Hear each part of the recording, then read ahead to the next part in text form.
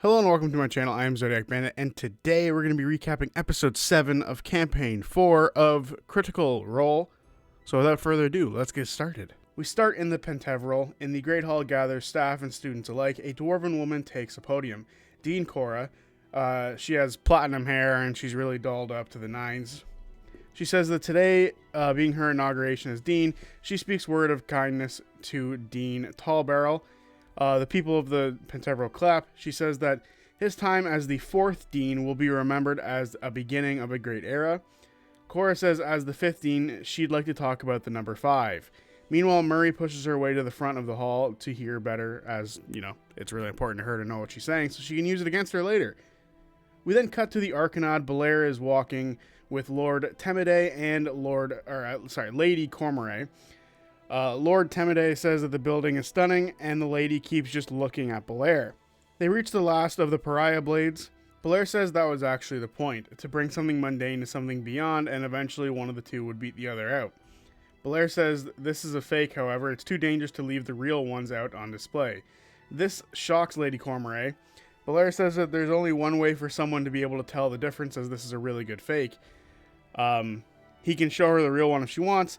It's the least he can do after the ridiculousness of last night. Persuasion check 9. Lady Cormorant says his kindness is appreciated. She asks if the pariah blades could harm celestials as well as gods, or only gods. Belair says that he has theories, but they don't really know. It's only been 70 years or so since the war, but many died and battles were barely seen, with very little true information being able to reach the world. Cormorant says it's a marvel they recovered all the blades, and Belair says that's because they're actually funded by the family who made the blades, so it makes it a little bit easier. Belair says there's something about the weight of reality crushing most things. Cormorant says much of the real is gathered here, and she notes that they have other god-killing weapons here as well. Belair says yes, as many gods had many different weaknesses to unmake them. Cormorant notes that they still don't know how the trickster god died. Belair says they know where it happened. It's just a crater now, but it used to be a theater, but they don't know much else about it. Cormorant asks if Belair has ever met Helendale Fang because of the connection with the theater. Belair says yes, he has, and asks why. We then cut back to the Pentavral. Cora says the number 5 holds a lot of power, and she would like to thank the 5 representatives of the Sundered Houses. She says that they are announcing the Cormorant Scholarship to teach even more students than they ever have in the school's history. Murray isn't happy about this. Cora says 5 deans, 5 architects, and now 5 fingers like a hand. Murray out loud scoffs and says, "Dear God." She then gets a message telling her to keep it to herself, and Cora wants to see her in her office after this is done. Cora returns to her speech and says that times are changing. It's time for something new. She then turns to Murray and says, "Office now." We then cut back to the soldiers standing in front of a burning wraith tree. The tree pops and screams as it burns down. They look around and they don't see the body of Sid, which is a relief to Teor. Tyranny asks Wick if he knew he could do any of the stuff that he was able to do in the fight. Wick says no, he actually thinks it's sort of the angel blood's magic that's in him. Thimble immediately starts looking for loot on the zombies because old habits die hard, and Laura is a loot goblin. Investigation check 22. She finds a total of 32 gold pieces throughout all the zombies. This takes about 20 minutes. They see a whole bunch of people, but luckily there's no kids. Mostly rangers, posters, and smugglers. Laura rolls a D100 and gets a 90. There's a hunter, a large hunter with many pelts on him. He has some cold iron on his body, which would harm other fairies, but she's used to being around humans and stuff like that. He has a pair of horns on his belt and 2 small vials on his belt as well. They glow a bit as the party pick them up. Thimble and Cat roll a nature check in the high. They get a 14. They can't tell exactly what it is, but they can tell the fluid is from a creature, so that's good. They look at this man, and he's been a zombie for a year or more. They can tell he was an asshole even when he was alive. Thimble stabs his eyes out. It's likely this guy, or his type, is why the Glade would send people here, because, you know, people are dangerous. The fire will burn for a while, and it's lucky that this is a rainforest, as it likely won't spread very far, as all the trees are pretty wet. Thimble can tell that they rid the world of a great evil here. They made it easier for others to travel through here, however, which might be a bad thing for Hawthorne's Glade. They pick up the bronze holy symbol on the wraith. Teor takes it. They know it's the symbol of Tansul, the shaper of the sun. Tyranny goes to a fresh zombie, or a more fresh zombie, I guess, and cuts the finger off of it and eats it. Gross. Watching the tree burn, Tyranny feels a bit of pleasure coming from it. She feels, connected to it. She loves being here out in the nature. It's a little different than what she's used to. They can't tell if defeating the wraith killed off the rest of the zombies in the forest or not, or if there's still going to be a much more a group out there still. They're not too sure. It's likely they didn't kill off all the zombies completely, but it seems this portion of the forest is going to be a lot safer. Taylor gives up his search on any signs for Sid, as there isn't really much to do here. The party choose to leave the tree and travel a bit for, just a little while, see if they can find any tracks. Survival checks. Thimble rolled a 7, which was higher than Cat, so 7's what they got. With that 7, they get truly lost in the woods, and there is no sign of Sid at all. Taylor uses his divine sense to make sure that they're not near any undead still. Thimble thinks about flying up to find the stars so that can guide them, but when she flies up, all she sees is the storm rack above, as they normally do. They can rest up here for a bit, or they can keep going. Tyranny says that they should have stayed back of the tree, because at least there they'd have some light. The party agree to make camp where they are. The party wants to rest up in a tree. Taylor says normally he'd be against the idea, as when he was young, he got stuck up in a tree, so it's not really his favorite thing, but in these woods, he's okay with going up. Wick is worried about falling, but the party say they'll tie him down. They climb the tree and make a platform and tie everybody down. With the tree moving about constantly throughout the night, they can only get the benefit of a short rest. As they rest, Tyranny sees Thimble as extremely cold. Tyranny lets Thimble sleep in her ears, which are very warm apparently, and they bond over the fact that they both have the bar earring, the bar going through the ears. The party wake the next morning after a rough sleep. Cat is up first, and he hears the sounds of a bird coming to this part of the forest, and he realizes there wasn't any sound like this as they were coming here before, so it's likely they did some good here. The party start moving, looking for Sid. Survival check. DC 20 to find any signs of Sid. A 10 puts them back in the right direction. Cadigan rolls an 18. They find which way is north, and they begin moving quickly. They notice the clouds above go from gray to white, and they eventually reach a ridge, which gives them their first sight of the end of the forest, and they can see a farmland and the kingdom of Timony off in the distance. The party make group perception checks. Tyranny a 17, Wick a 16, Cat a 13, Thimble a 7, and Tayor a 4. They see Timony, and they see gray stone and mist. The trees here have life to them, but they're not the most lush thing around. But the ground is filled with stone and is very rough. Growing things here isn't very common. It's mostly just grazing fields. This land has a lot of poor areas, as they can't really grow anything here. Mostly small gardens and hanging vegetables, if they are to grow anything at all. It's mostly a hunting place, as they're right next to the forest that they just came out of. They can see the King's Highway from here, but there's no one on there at the moment. Thimble tells Tayor of the vision of Sid being in chains and being dragged behind a carriage by some crow feathers. Cat says that the people here are very skittish, but they're kind. They can talk to people for information. They just have to be careful. Thimble wants to go to the King's Road. Taylor thinks that it's likely that they don't let Sid walk, so he's likely being dragged behind the carriage. Literally, not being able to walk, dragged. He wants to hurry and catch them, as they lost a lot of time getting lost the night before. Cat knows a few things about this area, as he's worked here not too long ago. They are in the Valo region. It's the furthest south part of Timony, and it's just south of Gormalay. They start moving, and they see charms hanging from a fairy tree. These charms are for married couples that are supposed to bring them luck. Beyond that is a fence post that has what looks to be a rope and cowbells tied to it. It's a warning for if any zombies come near, because zombies don't care about a fence, and they'll just go over it or around it. Or through it.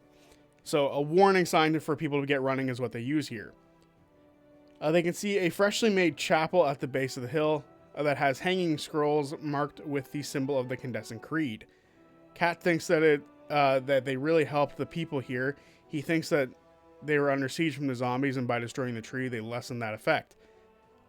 Thimble flies down and grabs a charm with a T on it, and then she takes it for herself, and she gives a blessing, a little spit, a literal spit blessing for the marriage.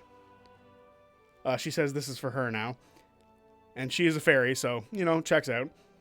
They see another tree behind the fences that have a rope that had charms, but unfortunately the charms have been all cut off from it. They reach this extremely small hamlet, only a few houses and a small chapel that was made and painted white. It seems that this was a very fresh building. It only has one room and a handful of benches with no back to it. They go inside and they see an older round man sweeping the floor. He's a human and he welcomes the party. Wick says that the light is all, and the man freaks out seeing someone of the Condescent Creed here. Wick introduces himself and says that he's here to check in. The man grabs Wick's hand and starts to kiss it. Tyranny dries Wick's hand after the guy is done.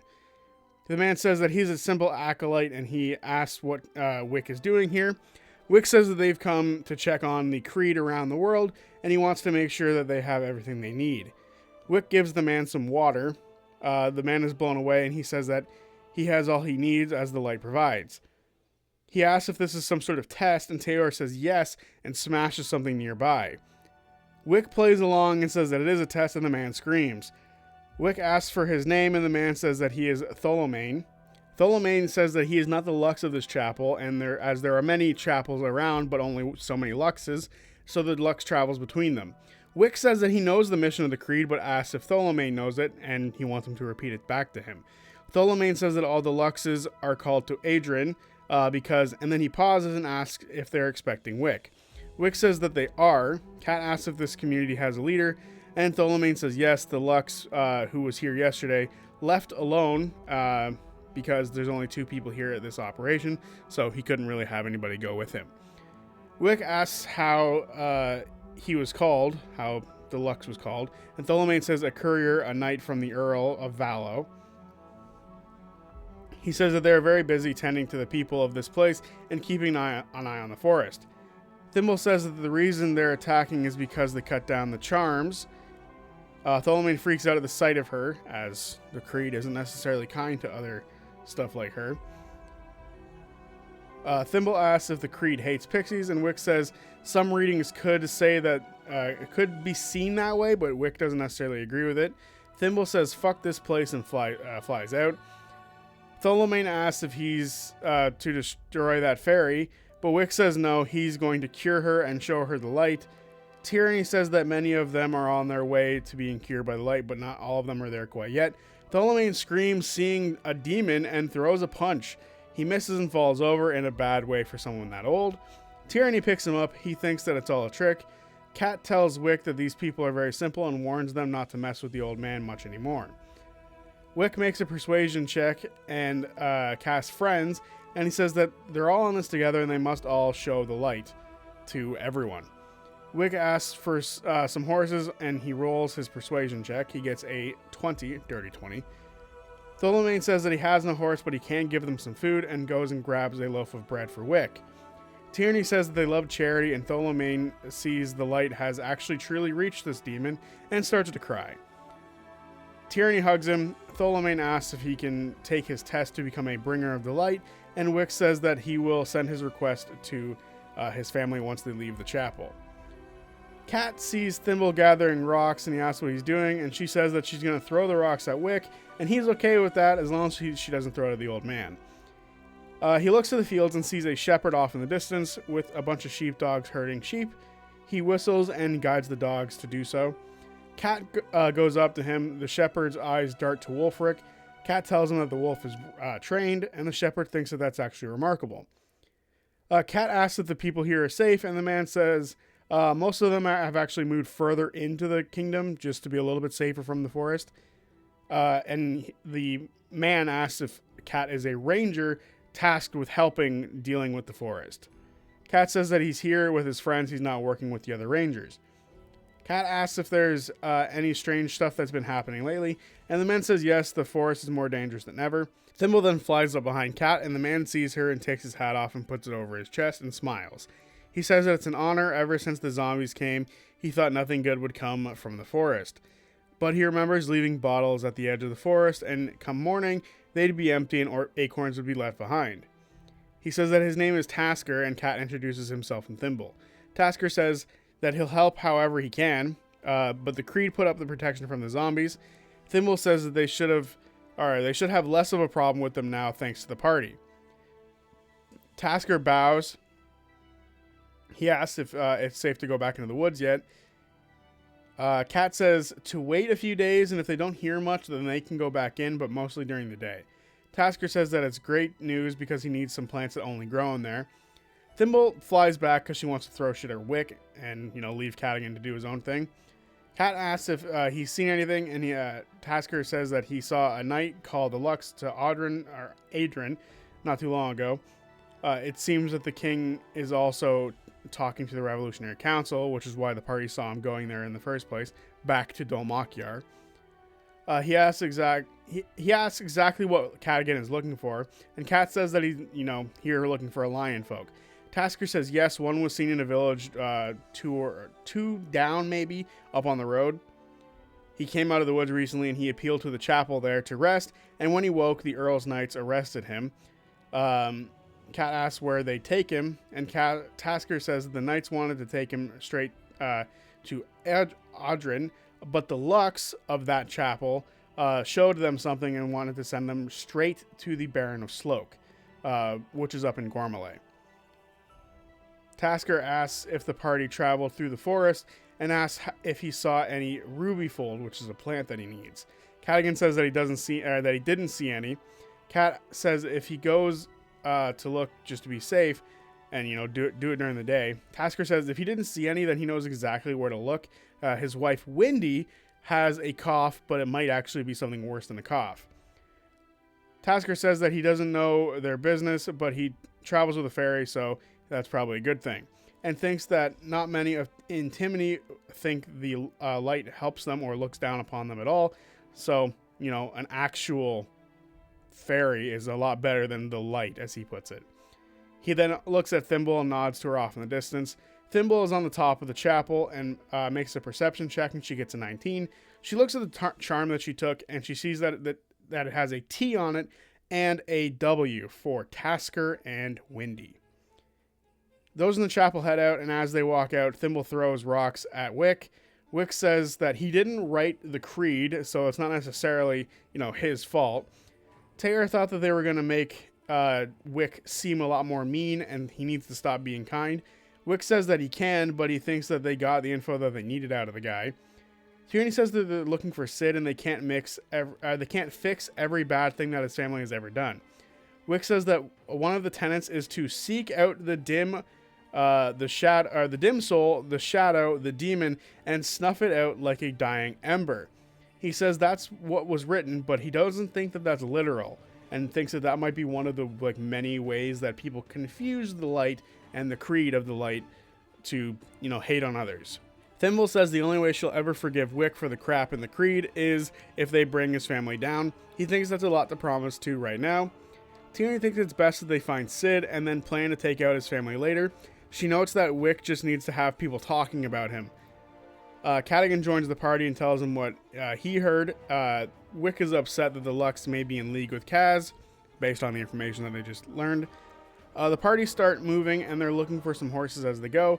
Cat realizes that they gained a day on Sid because, they thought they were a little bit further behind, but he's only a little bit up the road from what they heard. They roll a history check to see if they know where Sloke is, and Cadigan rolls a 20. He knows that it's toward the southern border of Gormalay, which is a bit, forward from here. It's close, and its land is barren as it's next to a mountain. There's no forest, very little water, not many places to plant stuff. He also knows that the Baroness of Sloke got remarried and married a member of a sundered house. He also knows that someone just inherited a castle, Casimir. Kaz is the new Baron, and Sid is going straight towards him. Cat says that the world's biggest asshole just became in charge of the world's shittiest place. Cat knows that the fastest way there is by going up the King's Road, but they know the Creed is looking for someone, and the King's Road will be extremely dangerous because it's extremely open and well traveled. There's also dirt roads connecting communities, but it'll be a lot slower, but safer. Cadigan also knows that it's okay for people to travel through other people's farms without issue. They can literally just walk through the farmlands if they have to. They are 50 miles from Sloke, and if they push it, they'll make it there by tomorrow night.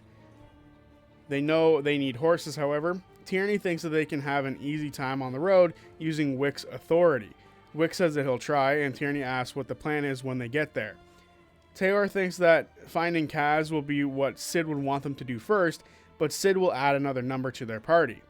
But they won't know exactly what to do until they get there, because they'll have no idea what the landscape's like. The party decide that they're going to go on the King's Road. It takes them no time to reach the King's Way, as most roads lead to it. They're heading towards Adrian, as it's 20 miles away and on the way to Gormalay. On the path, they see many druidic signs, or shrines. They have small, statues. These shrines are like little houses. And they have small dog statues on the outside of them and water basins inside filled with water. They can see anywhere between 2 to 3 dogs in each. Some dogs have collars on them with small chests or small barrels to hold stuff in. These bowls, there's also bowls that have food in them as well. The charms that they saw before on the tree were also of dogs' heads. Thimble makes a history check and she gets a natural 20. She came through here a lot with the Aussie. A lot of places embraced Druidism after the Shapers' War, and with this land being a shepherd's place, dogs were a way to get people to join Druidic practices to heal and connect to fair folk. Timony wasn't a country until the War of Axe and Vine 26 years ago, founded by King Augustus Valen, or King Gus, as he is referred to by those in Timony.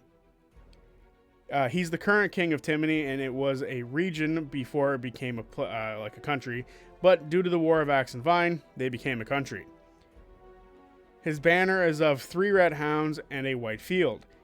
He invited druids into his court, and these shrines were built for dogs traveling on business. They're on business.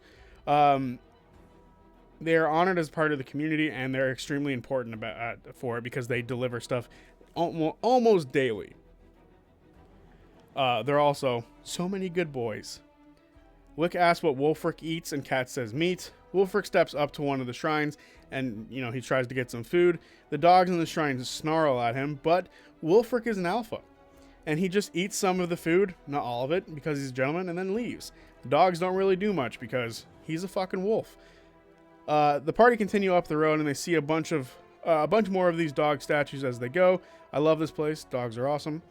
Travis rolls a d20 and he gets a 10. They make it to Audrin, and on the way, Wick and Tierney have their hoods down, and Thimble and Taylor have their hoods up. They don't find any horses that isn't someone's plow horse or without a knight. So they didn't find enough horses on the way that seemed to be available to use for their own. Adrian is a large town. I keep changing the name. Ardrin is a large town with a castle in it, and there's a moat surrounding it.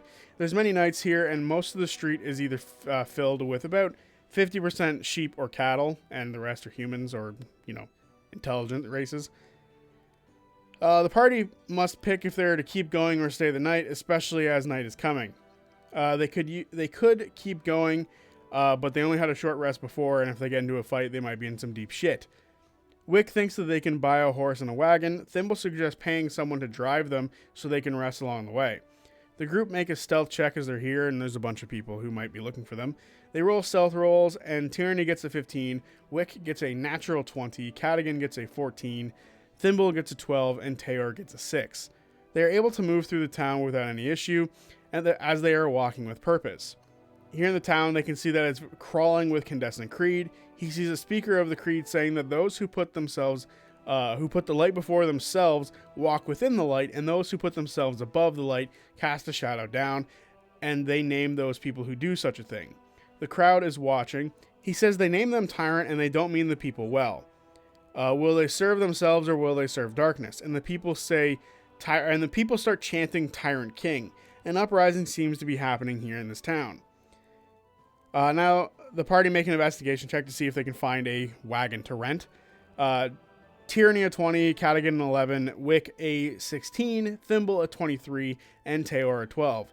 They pass the crowd and they see many wagons, some with hay, which is indeed transported to Sloke, as there's not much for them to grow there. But some of them do have lanterns on them, which means they are open to travel at night. Wick approaches one and a driver sees him and he is of the Creed. He sees that Wick is of the Creed. Wick says that he demands a ride from this man, and he rolls an intimidation check and gets a 1. You should stick to what you're good at there, Wick. The driver spits in his face and says that he's Gus's man, fuck the Creed. He then drives off. They move to another one. Tara walks up and to the next one as it has apples and food in it, and he thinks maybe he'll do a little bit better than Wick did.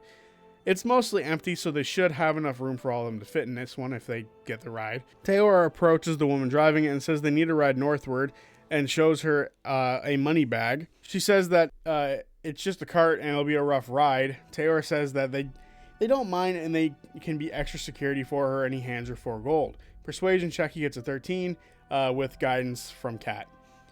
She says that it's too much money, but Thimble says this is actually so she'll drive a little bit faster than normal. The woman agrees and the party are able to hop on. Tyranny tells Wick that he doesn't have to be mean, he can just be himself and be kind and be a leader. The cover is that he agrees with his family, not necessarily that he's an asshole. The party tell the woman that they're going to Sloke, and she says that's good. She'll stop at Gormalay, and then they can take the road up on foot for the rest of the way. The party will get a long rest once this is done, and they travel through the night. When they wake, it's still dark out. They've gotten off the King's Way and they're into Gormalay now. The wagon stops and the driver says that they can rest and continue on after that. She asks if they work for the new Baron, and Thimbles asks what the woman has heard. The driver says that they thought they were going to get a Taconis as a Baron, but it's not. Instead, it's somebody named Gavindale. She wonders if he's decent, and Thimble says that he's a shit. The driver thanks her for the warning. She lets them rest up in the wagon, and she heads off to her house.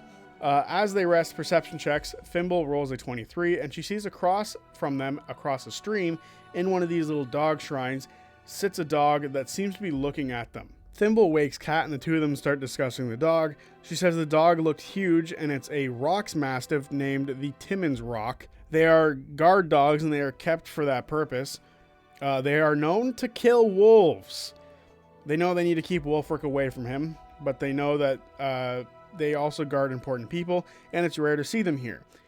It seems to be guarding some sort of tavern nearby. And when the party look back, they can no longer see this massive dog. Thimble starts to freak out, but Kat thinks that it's just a dog being a dog.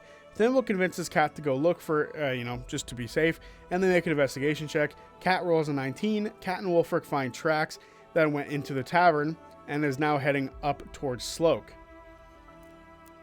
Thimble thinks that he's a spy and he might be going to warn people, but she notes that they also need some sleep. Kat thinks that they should go into the tavern to see if there's anyone in there that might know anything. They head inside and it's low lit in here, and there's no one at the reception desk, but they can ring the bell.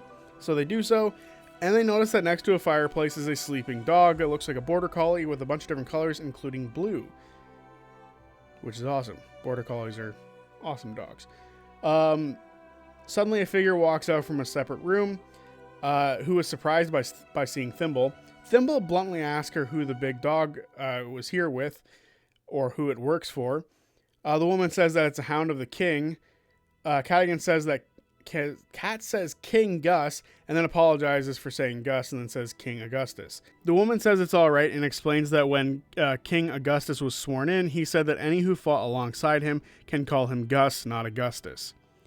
Kat asks why the hound like that would be here, and she says that he might just be on guard as some of them go on patrol.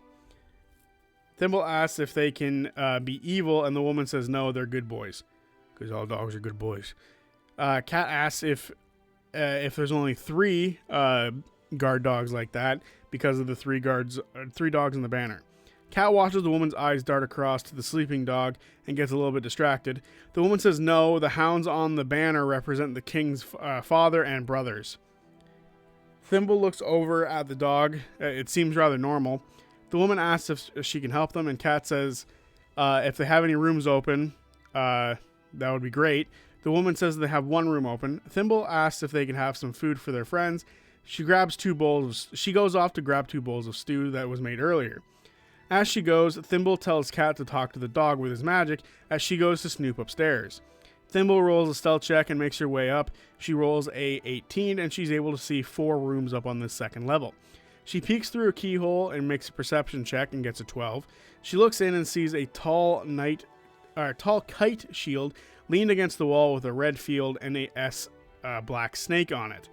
History check 16. This is the crest of House Saramai, a vassal house of House Taconis. Thimble wonders if that means Kaz is here. Meanwhile, Cadigan goes over to the sleeping dog and he gently pats her on the back, who wakes up and sees Wulfric, but isn't terribly concerned by him. Cat then goes to cast Speak with Animals, and as he does, the dog says shit in Orcish and says, never mind that. Insight check from Cadigan. He rolls an 11. He knows that it's likely a druid. The dog sits up and asks if anyone else is outside, and Cadigan says 3 more friends are outside. The dog asks what his intentions are, and Cadigan says that they're on a hunt to help their friends, and they're heading towards Sloke. The dog says that this has gotten rather out of hand. Thimble then flies back down and sees them talking. She asks if the dog is with those upstairs, and the dog asks under what authority she is being questioned. Thimble changes her tune and says that she's just a pixie, never mind her. The dog says that Thimble is being very dishonest with that tone change. Thimble asks why Cat woke the dog, and Cat gets a little upset because she told him to wake the dog. At this moment, the barmaid walks back out in complete shock that they're talking to her, and says, Lady Dame Morgaine. The barmaid goes to say something else, but the dog looks up and says, it's alright, give them their food. The dog says that it's 3 copper each, and they don't have the cash, because they don't carry any, because for whatever reason they choose not to carry any and give Taylor all the money. Cat runs out to get some money. Thimble apologizes and asks if the dog owns the place. The dog says no.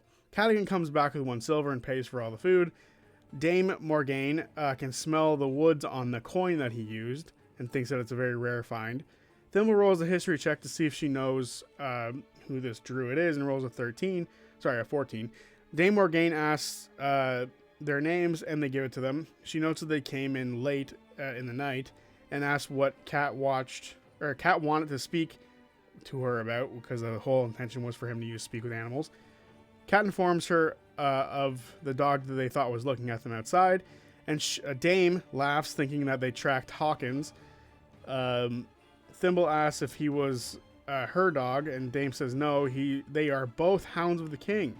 Dame says that the fact that they were able to track him is something that she will torture him with forever, and they apologizes for intruding on their business, as they're looking for their friend who is innocent, who has been taken by the new Baron. The Dame nods and says the new Baron is meeting with those upstairs the next day. She tells Gwen, the barmaid, to make sure that the men upstairs don't know that anyone was here the night before, and everyone can go about their business. Dame Morgan says that she's also going to Sloke and asks if they have anything of Sid's. They don't, unfortunately. Cat asks if they know anything about the Baron, and Dame Morgaine says no. Thimble says that he breaks his word, and Dame Morgaine says that that's not a fine quality for someone who has to administer justice. Rumor says that he's a criminal from the south, and Thimble says that he travels with the crows. Dame Morgaine notes that the Baron has ascended his station and meets with those of House Taconis tomorrow. Dame Morgaine says the hounds travel freely, and it's not uncommon to see them come and go as they please, should they ever see her again, and she thanks them for their discretion, and she goes back to sleep. The 2 of them go to walk outside. Cadigan doesn't feel safe about the food, so he dumps the stew and leaves the bowls. As they go to head back to the carriage, Dame Morgaine steps out and says that Hawkins is rather bold, but he won't harm them without using words first. They should give him the benefit of the doubt if he is to act rashly around them again. She then heads back inside. Thimble tells Cat of the Taconis upstairs, and they go back to the cart. They get their long rest finally, and the next day comes. Tyranny talks to Wick about the Condescent Creed, and they're trying to get rid of Gus. Wick agrees that they need to keep their mouths shut about what they're doing until they know if someone's a friend or not. Wick asks how she's doing, and Tierney says that she misses the bath, but, it's not too bad. Wick says that he thinks he's allergic to hay. The party get moving, and they see the mountain where Sloke sits. Most of it is a 60-degree angle, and that's a terrible place to build a fucking town. It's mostly small hovels, and there seems to be some sort of bridge being built. On a hill is Castle Sloke. It's smaller than some of the houses that were in the Rookery, which is the neighborhood that Hal is from. A wall is crumbled away. Some smoke seems to be coming out from one of the towers, and the other tower has mostly moss growing all over it. This place is rough, they can't make much, and in order to tax the people, they would need to grow double what they would need to survive. The party watch a group of Rime and Taconis vassals heading towards the castle. Tierney asks if Wick's family and the Taconis family are close. Wick doesn't know. Home, they would be cordial with each other, but here he doesn't know. It's hard to know anything without being there. Cat sends Wulfric ahead, and Cat can't believe someone would sell their soul for this shithole. Thimble doesn't think anyone here will like Wick because of his family, and they're trying to make some sort of rebellion, and he also sucks. The party are on a hill overlooking the valley of the town. They could go down and into the town, or they could try to move around the ridge to the castle. The castle looks to be about one room, which is likely its hall, and then the two towers. The town is mostly mud, and wherever something is flat, a puddle forms. They all have their hoods up because, it's probably safest for them to do so. Taylor looks for some birds, but he can't see any in the rain that's currently happening.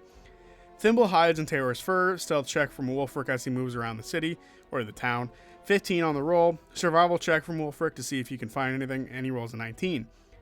He heads into town. Cadigan looks at the castle for any prison location, and he makes a perception check and gets a 17. He sees a place that would be a cell, but there likely isn't like some big cell holding block. It's likely just literally one cell. He also notes that there's no carriages outside. They've seen horses, and there are horses on guard and guards, but nothing else. Wulfric comes back and growls to indicate that one of the targets is in fact here in Sloke. The party wonder if they can ambush Kaz. Wick suggests that he and Tierney go to the castle and distract, as the others sort of sneak their way in and around. Thimble wonders if Sid was at the tavern last night, especially because they're seeing the Taconis vanguard now. Taylor thinks an ambush helps them, whether doesn't matter which target they're going after. They can save Sid or they can get Kaz. The town gives them more cover if they choose to attack in there, but the castle likely has backup. Maybe the village would do better because, less people are there. The rain that's falling currently helps them with their stealth. They can go and gather more information if they want. They don't think they'll reach the Taconises before they reach the castle, however, because they just seem that much further ahead. Tierney casts disguise self on herself to look like a Timony serf, a poor person. Taylor wants to scout out more. Wick casts 8 on himself, Tierney, and Thimble, giving them 5 temporary HP. Thimble flies off, and the party see her vanish in the rain. She heads towards the castle and rolls a stealth check and gets a 27. The others talk about what they can do. Wick says that he can still distract if they need to. Tierney thinks that that's a good move. Cat thinks that they can be good bait so they can gather intel. The 4 of them then move into the village and make perception checks. 13 from Cat and Wick, 14 from Tierney, and an 8 from Taylor. They look for guards and food. They see nothing seems to be stationed here. There's no guards within the village itself, and Wick can't find any food. However, Tierney does find a house that might have some information. It's sort of acting like a bar, and there's people within it. They drink in grave silence as more important people are making their way to the castle. They can see that they'll be unchallenged if they were to do something within the town because there's no one here. Thimble flies onto the walls of the castle. No one can reach it because of the crumbled wall. She looks down into the courtyard and she sees, surrounded by many knights and a few crows, is a man in a feathered mantle kicking rocks. Casimir is in fact here. There's 6 knights, 8 men at arms, and there is 3 crows plus Casimir. It's a lot of guys to deal with. Entering the courtyard is a number of much better dressed knights of House Taconis and a lord of House Rime. The one with the knight shield, in fact. 2 others stand in front of the knight. One is a cousin of House Taconis, Lord Doset Taconis. Kaz looks at Dosette's sister, who has teeth tattoos on her lips and 2 black tattoos on her nose to make her face look like a fucking skull. Terrifying woman. She is Lady Univer Taconis. Hopefully I've said her name right. I think I did. She has no weapons, but her hands are gloved. It's likely she's a spellcaster. Kaz yells, it's about fucking time they got here, and they sent him to a pile of rubble. He calls them crooks and liars as he gave them Thiazi on a plate. Dosette says this is the second time this week that he will be handing the title of Castle Sloke to Casimir, and he hands him the deed. Sid was, in fact, likely at the tavern the night before, as he had the deed. Kaz asks where the lion is he wants him to hang in his town. Dosette says that they got information that says that Sid is no longer of Kaz's concern. Kaz says he stole his deed and almost fucking killed him. How is he supposed to show the people of his town that he is not to be messed with? Dosette says that he understands that he's disappointed, but seeing as how he's mud, he should take the castle as a kindness. Kaz asks how this place is a castle as it's falling apart. Dosette says that he should raise the taxes to repair it. He says that as a widower of Lady Sloke, the castle state was ever on her mind during their short marriage. Fucking assholes. I hate the Taconis family, man, I swear. Kaz says he gave them Thiazi, and he watched him die. He used to mean something. It was supposed to change everything. Dosette says that it can still change if he's a man of resources. Kaz says that he watched him look up and see terror in his face as he saw the falcon. Univer asks if that means literally saw a falcon. Kaz goes to say something smart, but he suddenly gets force choked into the air and then hits the ground. Univer says, answer the question, and Kaz says he saw a literal falcon. The Taconis look at each other and say that they need to go, and it was a pleasure doing business. Kaz throws a rocks at them but misses, and says, fuck you, is this how you reward people? Dosette tells the knight, Saramai, I keep messing up their name in my head, Saramai, to teach him a lesson. The knight walks over and pulls down Kaz's pants and spanks him on the ass with the flat end of the blade, which still ends up cutting him. Because of course it does. He then kicks him in the head on the way up. Saramai tells Kaz's knights to bow to their leader, and the Taconis ride off. A knight tries to help up Kaz, but he tells them to go away. Kaz yells to double the taxes on everyone in the village, and he goes to send them out into the village. Thimble flies back to her friends. They watch the Taconis ride towards town. Stealth checks to hide from the Taconis' view. Teor natural 20, Thimble a 24, Wick a 21, Tyranny a 10, and we don't hear cats, but it's fine, everyone else rolled decently. They hug a wall near a bridge. Thimble tells everything that she learned to everyone. Tyranny casts disguise self on herself again, giving herself huge tits and making herself look like a nurse because she thinks that this is going to be the best way to get in. To pretend to be a healer for Casimir. Teor wants to go back to the tavern where Sid is, as Kaz won't be going anywhere and they can always find him here and come back for him. But Thimble doesn't want that, she wants her vengeance. The party wonder if the Taconis will talk to Wick at all. They could follow the Taconis family because they're not even sure if Kaz is even at the tavern. Kat says they need to pick now if they follow or if they go after Kaz. Thimble thinks that they can do both. They can kill Kaz and go after Sid later. There's 12 horses that ride through town from the Taconis convoy. The party knows that the only reason the Taconis come this far would be to give Kaz the deed and nothing more, as literally this town goes nowhere. Kat thinks that there's a chance the Taconis needs Sid and he might be safe with them, so they don't really have to worry about it. Wick suggests that they plant Thimble on the convoy, but Thimble wants to stay behind to kill Casimir. Tyranny asks what exactly they're going to be doing, and Teor says that they should go in and get their vengeance on Kaz, get what he knows, and get some horses, and then go after the Taconis because there's a chance Sid isn't even at the tavern. Thimble thinks Dame Morgaine might have gotten to Sid already, because she recalls that Dame also had business in Sloke, so maybe there was some sort of interaction that she had with them. Teor says that they should see it through. Wick and Tyranny will be the distraction, and the others will sneak in the back at the broken wall. The party watch the Taconis family ride through the city, and then they also watch as knights then leave the castle to harass the village. Tyranny will pose as a nurse with big boobs, because that's her entire plan. so she can heal Casimir. They're going to be working under the Creed, and Wick will go with her. The two of them will head up the road, and the rest will go around as they do. As they go, the knights that are riding their way down roll a insight check. One of the knights asks them what they're doing, and Wick says they're emissaries of House Halavar. Tierney asks who he is, and he yells at her, saying that he is Sir Gully Britches, Knight of the Baron. Tierney says that they're here to heal Casimir as he requires assistance for his body. Persuasion check 12. He says it's Lord Sloke and he doesn't use his first name. Tierney apologizes. They're just doctors and they saw that he was injured. He says, you saw he was injured, and then tells the others to arrest him. Or to arrest them. Tierney screams, there's 2 knights, 4 men-at-arms, and Sir Gully Britches. Wick casts Charm Person on Sir Gully. He tries to hide it, but rolls really low on a sleight of hand, so it makes it really obvious that he's casting a spell, and it's time to roll initiative. Wick gets an 18, and Tierney gets a 10. Wick is up, he continues his Charm Person. Gully fails the save, and he is charmed. Wick says, please, we just want to talk. Wick then makes an athletics check and fails as he is grappled by 2 knights. Tierney does the same, and she is grappled by 2 knights as well as she fails. Tierney is up. She casts Suggestion on Sir Gully and says that they just want to help out.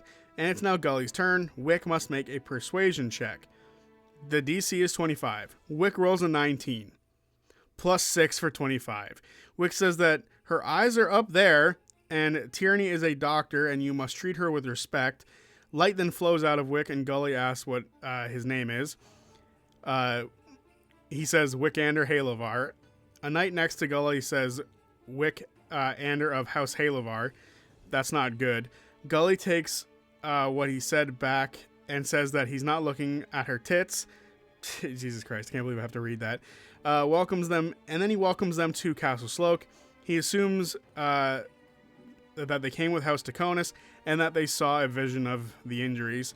Wick says yes. Gully says that that his lord has wounds on his ass and legs. Gully says reverse course to the castle, and they turn and they're literally right at the castle gates. A knight asks how to announce Tierney, and she says as Dr. Finger. The knight rides in and says representing Wickander Halavar and his companion Dr. Finger. As this happens, the others reach the other side of the wall of the castle. They hear someone welcome Wick in. Kaz says, what the fuck is this? Gully, send them away. The party makes stealth checks. Thimble 18, Taor 20, and Cadigan a 23. They listen, and Britches says that Wick is of the Creed, and Kaz says he knows who the fuck Wickander is. Wick says that the conspiracy runs deep, and the Taconis, they thought it would be a good idea for an ally to be in his house here. Deception check 11. Kaz rolls insight and Brennan rolls above table so that we can all see. And we see that Casimir rolls a 4. Kaz says finally some fucking respect. He says the two of them are going to talk about how they're going to turn Sloke around. And if they won't follow a new Baron, they will follow the light, won't they? And the session ends here. And there you have it. Episode 7 of Campaign 4 of Critical Role. This was an entertaining episode. I really enjoyed learning a lot about like Timony and King Augustus and like the whole way the hounds work and how like the druids sort of, intermingle themselves. Like one of the many reasons that like there's so many dogs everywhere is because it allows like the druids to walk around basically unseen, which is really cool and really badass. Like I just think it's a really cool idea that they have like this community of dogs who like deliver stuff, and like it's super common to see all these dogs, and it really allows for the druids to move about. I think that's a really cool idea. Also, we learned that the War of Axe and Vine was only 26 years ago, which is interesting because I assumed it was a little bit further ahead than that, because I'm pretty sure it goes Shaper's War, War of Axe and Vine, and then the Falconer's Rebellion. So how fresh is the Falconer's Rebellion? Like, is this, like, the way they're talking about it to me seems really weird, right? So, like, 26 years ago was the War of Axe and Vine. So that means anywhere in between that window is when the Falconer's Rebellion happens. But in between the Falconer's Rebellion and the War of Axe and Vine is when Thiazi would marry Aranessa, right? Like, that's the timeline here. Because we know that during the War of Axe and Vine, Thiazi Fang would save somebody of the Davino's house. I believe it was either Julian's cousin or someone else, I forget. But he would save someone of that family, which would like make an alliance with them, and then he would eventually marry Lady Aranessa. So how old was Thiazi during the War of Axe and Vine? Like, if it was only 26 years ago, he could have been like 16, and then he would be like in his mid 40s when he died. So like, depending on how all that shapes out, like, it's really interesting to think about like the timeline here of 70 years ago, Shaper's War, 26 years ago, War of Axe and Vine, and then somewhere in between that is the Falcon's Rebellion. And if it's as fresh as it seems to be implied, it means that it wasn't that long since Azune had seen like Teor, and it wasn't that long since Teor had seen like Sid and stuff like that. So was it like 10 years, 5 years, maybe 15 years, and there wasn't that big of a window where Aranessa and Thiazi were together? Like, there's something interesting about this. How long was like the one war after another? Did the War of Axe and Vine, which seemingly is like a rebellion against the old ways, did it inspire? Because like Timony was created, the kingdom of Timony was created as a kingdom and like sort of, you know, rebelled against it being just a region. It was created during the War of Axe and Vine, which to me sounds like it would inspire someone else to become a rebellion. So it just makes sense. That's a war leads into a different rebellion elsewhere, which sounds like the Falconers Rebellion. So I'm curious if the War of Axe and Vine inspired the Falconers Rebellion or whatever, right? Like, what exactly is going on between these two wars? It's really interesting that those handful of lines can really like spiral into something really unique and really cool to think about. Because I really do need a comprehensive timeline. I need one. I need to know exactly when the Shaper's War started, when each of the gods died. Did they die exactly 70 years ago, or was 70 years ago the end of the Shaper's War? And then we need to know like the differences between like when the houses got like different stuff happening to them, like when did Fairy close, when did like the Realm of the Dead like fucking explode, and all this sort of stuff, right? Like, I want a timeline of these things. I think there could be a really fun YouTube video that, you know, Critical Role can make with the timeline, or they could give us a book. I think I've said that at the end of every single session so far. A book would be great. It doesn't have to give us information after the campaign started, but information before the campaign started would be fucking awesome. And it would fill in so many gaps that I feel like all of us have about like the history of this world, because it's interesting. And then something even cooler, I really liked this. It was during the wrap up. Brennan said the theme of this campaign is more like times changing than anything else, right? Because it seems like the Taconis is forcing change, removing the Royce family, removing the Davinos family, killing off a martyr in Thiazi Fang, you know, all that sort of stuff. Like, they are pushing towards something new, right? They're changing the Pentevral, like they're making it more open to people, and like they're putting more money into it and all that sort of stuff. So they're changing the Pentevral, they're changing the Marshals. It's likely that they're going to start looking to change the Arcana of the museum. So it's really cool seeing how stuff is changing. There's a fucking rebellion seemingly about to start in Timony to get rid of King Augustus, which would suck because he seems like an awesome dude. Anyone who makes his entire personality and entire region about dogs is number one in my book. That guy is dope. So I would like to see and meet King Augustus, but he's heading towards Dhalmakia right now. So I wonder if he's going to interact with the Schemers in some way. Will he become an ally of the Schemers? That would be badass. I think I've talked about this for a little bit too long now because I think it's really cool. Overall, I thought this was a really fun episode. I'm excited to see what happens with Kaz, because there seems to be a bit of conflict in the party if some of them want to kill him or if some of them feel bad for him because he got his ass spanked and he had like this promise given to him and the promise wasn't really fulfilled, and now he's realized he's given up a lot of stuff and didn't really get anything out of it, right? So that's where Kaz is right now. He is this character who gave up everything. He sold his soul and got nothing back from it. He has a crumbling castle in a fucking shitty ass little village.